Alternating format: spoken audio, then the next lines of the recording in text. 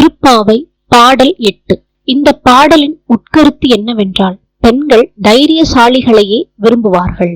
திவ்ய தேசமான சின்ன காஞ்சிபுரம் அத்திகிரி வரதராஜ பெருமாளை எண்ணி இப்பாடலை ஆண்டாள் பாடுகிறாள். தேவாதி தேவன் என்று இங்குள்ள பெருமாளை குறிப்பிடுகிறார்.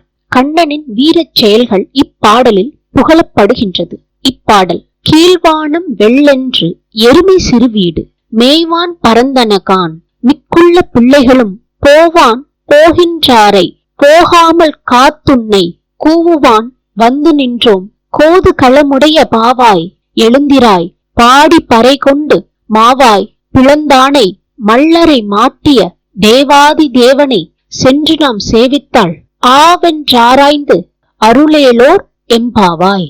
இப்பாடலின் பொருள்: நோன்பை அனுஷ்டிப்பதில் அதிக நாட்டம் கொண்ட பெண்ணே, மகிழ்ச்சியை மட்டும் சொத்தாக கொண்டு சிலை போன்ற அழகு கொண்ட பெண்ணே, கிழக்கில் வானம் வெளுத்துவிட்டது. பால் கறந்த பிறகு அவிழ்த்து விடப்பட்ட எருமைகள் பனிப்புல் மேய்வதற்காக பரவி சஞ்சரிக்கின்றனர். நோன்பு நோக்கும் இடத்திற்கு பலர் சென்று விட்டார்கள்.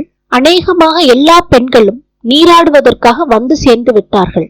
அவர்கள் உடனே குளிக்கப் போக வேண்டும் என்று அவசரப்படுத்துகிறார்கள். மீதியுள்ளோரும் வழிபடும் நோக்கத்தோடு அங்கே புறப்பட தயாராக உள்ளார்கள். அவர்களை உனக்காக தடுத்து நிறுத்தி உன்னை கூவி கூவி அழைக்கின்றோம், எழுந்து வருவாயாக. கேசி என்னும் அரக்கன் குதிரை வடிவம் எடுத்து வந்த போது அதன் வாயை பிளந்து கொன்றவன் கண்ணபிரான். கம்சன் ஏவிய சானூரன் மூஷ்டிகன் முதலான மல்லர், அதாவது பயில்வான்களை அழித்தவனும் தேவாதி தேவனாகிய ஸ்ரீகிருஷ்ணர். அவனை சென்றடைந்து பாடி ஆராதனம் செய்தாள். ஆ என்று வாய் திறந்து இரக்கம் காட்டி வா என்று அழைத்து நம் வேண்டுதலை ஆராய்ந்து அருள் புரிவான். பெண்ணே, உடனே கிளம்புவாயாக. திருப்பாவை பாடல் 8.